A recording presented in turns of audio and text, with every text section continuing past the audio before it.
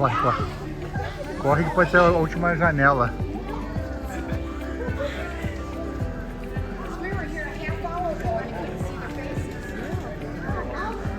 Não dava pra ver nada.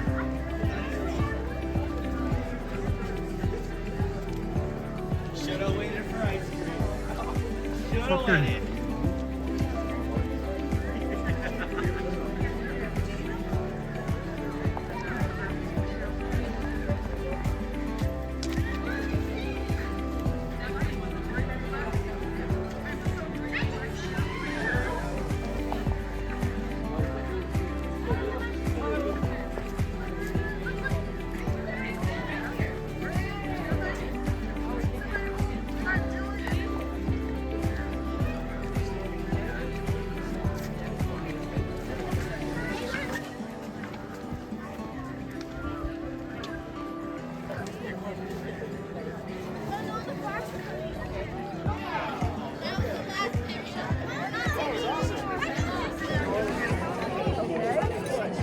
Já tá fechando.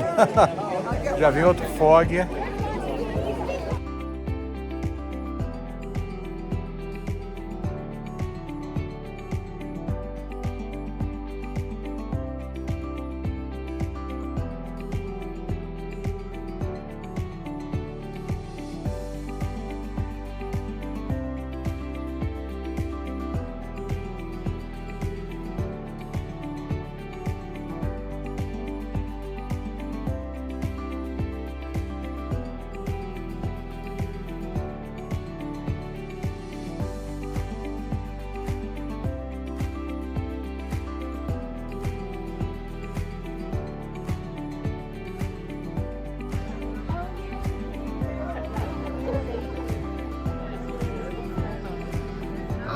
Subindo, e o que está subindo já é pouco, então eu acho que ele vai aparecer já já.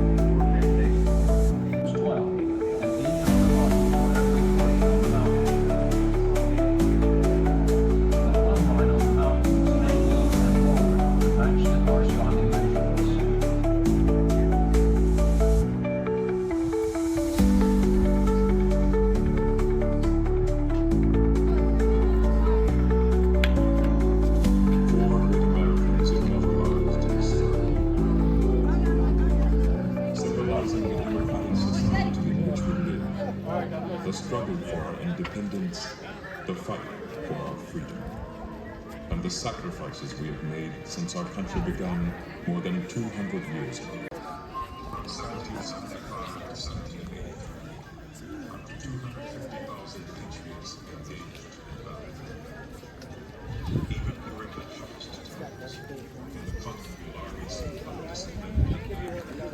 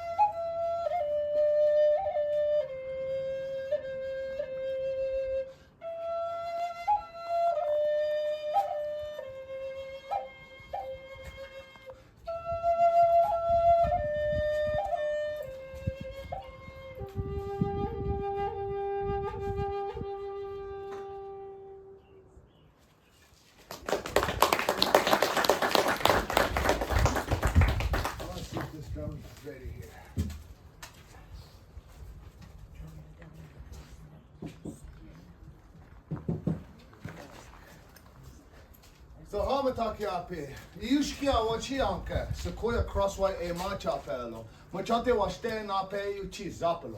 Itancha wam di o kichise mitun kashla. Naha itancha wam makpia luza ha mitun kashla. Ake iushkia wachi anke. My name is Sequoia Crosswhite. I am an enrolled member of the Cheyenne River Lakota tribe. And what I just said to you in my language was, hello, my relatives. It's nice to see you. It is a beautiful day. I am a descendant of two chiefs, Chief War Eagle and Chief Swift Cloud. And I come to you with a warm heart and a warm handshake.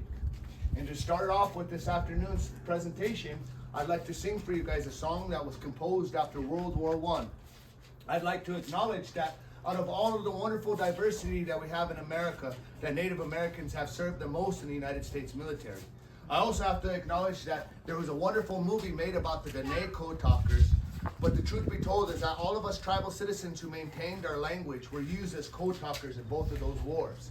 When you think of those individuals as code talkers, you must also consider that they one time were students at boarding schools where they were punished for speaking their own language. So they were just like the buffalo in a blizzard, and they persevered and made it through so we could be victorious. So I sing it for their honor.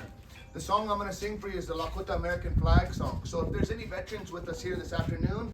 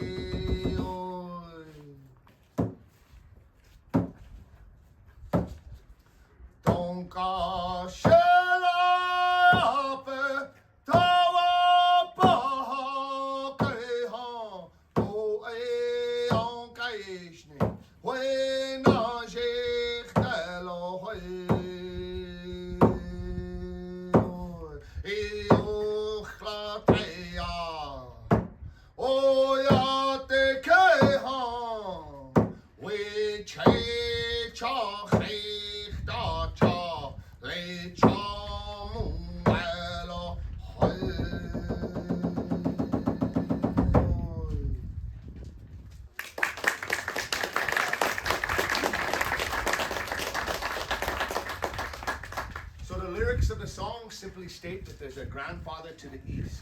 This grandfather has a pole that stands up tall. On that pole, there's a flag that waves. It says standing underneath that pole and that flag will bring strength and unification to the people. So the last lyrics, the last thing that the warrior said in that song said, "Le chamu alo." I will do this. I will stand underneath this flag and bring strength and unification to my people. And when we think of that American flag, we got to think of these American heroes. One American hero in particular in the World Olympics in 1912. This hero, he won almost every single event in the decathlon. The King of Sweden called him the greatest athlete in the world. This is after the fact that his own teammates took his running shoes and hid them from him. So he completed most of these events wearing 2 different size shoes and 2 different size socks, but he still did it. And he came back home to America. America took all of his gold medals away from him because he played a little semi-pro baseball. And now when we think about the athletes who participate in the Olympics and how many of them are professional and how many of them are sponsored. And if he didn't go through the things he did, we would not have the NFL or the AFL or the American football that we like to watch. The truth be told is this individual was coached by Coach Pop Warner. And if you were playing college football to this day and you receive an award with his name on it, you're guaranteed a spot into the NFL. That American hero and that tribal citizen is named Jim Thorpe. Same Olympics, 1912, another tribal citizen. This human being was the fastest swimming human being in the world, except some groups didn't want to acknowledge it because of his skin tone. If he didn't go through the things he did and win all the gold medals he did, we wouldn't have surfing as popular as it is to this day. And I'm talking about the Duke of Hawaii. He's a tribal citizen and an American hero. A few years later after that, World War II, on the island of Hiroshima, another American hero. He was the last of his battalion, on top of his battalion, shoving up that American flag to ensure the victory of that island. And that man is a tribal citizen, American hero, and his name is Ira Hayes. I have 2 more to mention, to acknowledge. Like I said, I could be talking all afternoon. But these last 2 are from right here in South Dakota. The first one, he's still alive. I've had the privilege and I got to meet him twice. He came to my high school to speak to my class, and then years later I got to sit with him up here at this mountain as we were acknowledging Ben Blackup, the first cultural bearer that was up here. In 1964, he was the first American to ever win the 300,000 meter race. And unfortunately, as history repeats itself, he won that race after frantically looking for his own running shoes right before the start of the race because his own teammates hid his running shoes from him. But he still persevered and he won that gold and he brought it home here to America. He's still alive and still inspiring people all over the world. He was born right here in Pine Ridge, South Dakota. He's a Ogallala Lakota and his name is Billy Mills. He's a tribal citizen and American hero. Now the last one I have to acknowledge. This group does not get acknowledged enough. And forgive me if I get emotional about this, but this is where I get my blood from.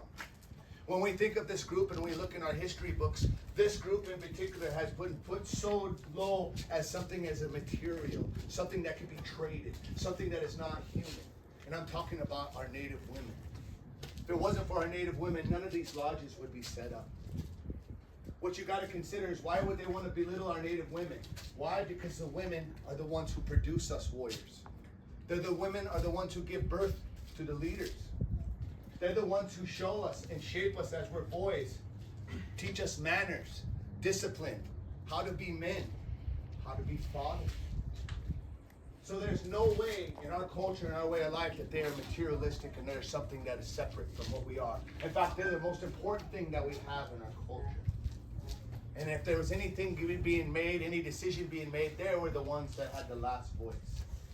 This woman I want to talk about and acknowledge, she does not get enough acknowledgement. But her publications, her literature, her books can still be found in libraries all over the world underneath the name Zitkala Shah. She was born in the late 1800s on the Yankton Indian Reservation right here in South Dakota. In the early 1900s, she went to Carlisle Indian Boarding School in Pennsylvania. She learned from all the treatment that she received from that boarding school. She became a teacher. She wanted to make a difference by becoming a native teacher and working in these schools. While she was getting her education, she also became a musician. She played her violin for the President of the United States. She was the first Indian woman to compose an opera that was performed in Broadway in New York City. The last years of her life, she spent and she lived in Washington, D.C. She actually died in Washington, D.C. And she was fighting for 2 groups to have rights to vote and rights of citizenship. A lot of people, a lot of Americans are aware of this, but in 1865 there was an Emancipation Proclamation that was read that ensured that a group of human beings would become citizens of the United States and have the right to vote. Unfortunately, there would be many obstacles that would be getting in their way that still exist to this day. But a lot of Americans are not aware of that us Indian people, we did not become citizens of the United States until 1924. Who else got the right to vote in the 1920s? Women. And it was a Lakota woman from South Dakota who was very good friends with Susan B. Anthony, who fought for us to become citizens and fought for women to have rights. I told you her Lakota name is Zitkala Shaw. Her English name is Gertrude Simmons Bonnet, and she is a tribal citizen and American hero. And there's my definition of the Lakota American flags. Now, as I'm presenting, if you guys have any curiosities, any questions, feel free to ask. That's the only way we can learn in this world is if we ask questions and go with our curiosities. And I have to admit that, I don't know everything. Well, there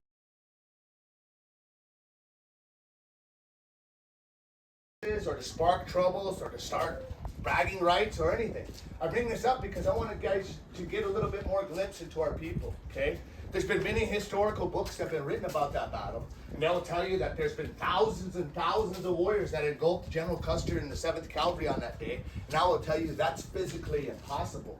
Why? Because 8 years prior to that, there was a treaty signed called the 1868 Fort Laramie Treaty. In that treaty established two agencies, Red Cloud Agency and Spotted Tail Agency. In modern times, that's Pine Ridge Reservation and Rosebud Reservation. So you could see from that time on, thousands and thousands of our people were already on reservation land. The group of people that were on the greasy grass in that time, they were considered hostile. And there was only about 3,500 of them. Within those 3,500, only 1,500 of them were warriors. There were both male and female warriors.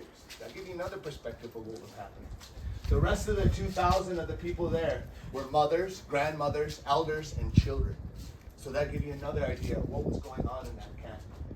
After I sing the song, I'll explain to you the rhythm pattern, and I'll give you the simplicity of the lyrics, and then I would like to acknowledge another American hero, Itancha Tatanka Iotonke, Sitting Bull, because his thoughts and philosophies are still present and still need to be taught to this day. And as I explained that to you, he's an American hero, but he's also a Lakota that never signed any treaty. Hero. And so here's the thing I'd like to share with you guys is a phrase, a protocol, a philosophy. One of my kolas might already know this phrase, and some of you might already know it too, but I will tell you that the Creator has written it on your heart since the day you were born. You just have to read it and acknowledge it. Can you guys all say Mitakuya? Oyasi. Oyasi. Mitakuya. Mitakuya. Oyasi. And I'm a certified language teacher, so I do know 3 times can lead to some retainment. So one more time. Mitakuya. Mitakuya. Oyasi. Oyasi. And what Mitakuya Oyasi literally translates into English is, no matter what color skin tone you have, hair color or eye color, we are all related. So we don't judge each other by what we look like or where we come from, but we judge each other by our character, because that's what truly counts. And remember, all life is sacred and precious. We don't have a word in Lakota for goodbye, because we don't believe in goodbyes. We believe that life is a chungleshka, it's a circle that never stops, and we know we'll see each other again.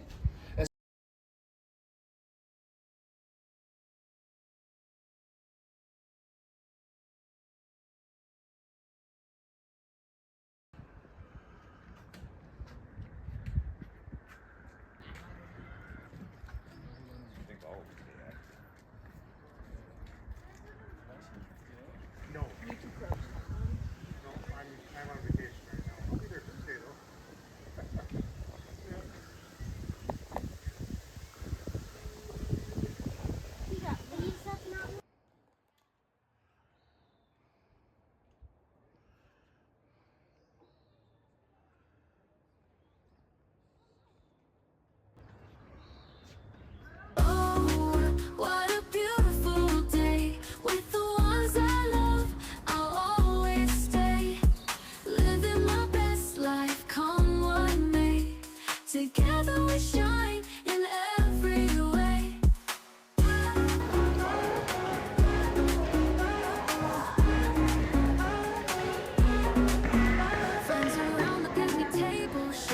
dreams are truly able. In this moment, hearts align, creating memories pure and divine.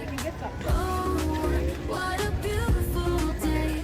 With the ones I love, I'll always stay. Living my best life, come what may. Together we shine in every way.